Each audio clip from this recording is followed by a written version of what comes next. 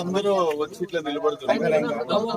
ఏదైతే సంక్షేమ పథకాలు కానివ్వండి ఇవన్నీ కూడా ఖచ్చితంగా చేస్తాడు. ఒక పద్ధతి ప్రకారం ఒక పార్టీ ముందుకు వెళ్తుంది అనే నమ్మకంతో ఈ రోజు పార్టీలోకి చేరడం జరిగింది. వీళ్ళందరికీ కూడా మేము ఆహ్వానిస్తున్నాం.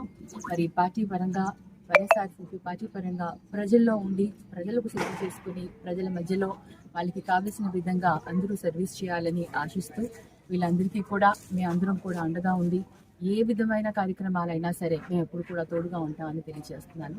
మరి అందరికీ కూడా శుభాకాంక్షలు తెలియజేస్తున్నాను.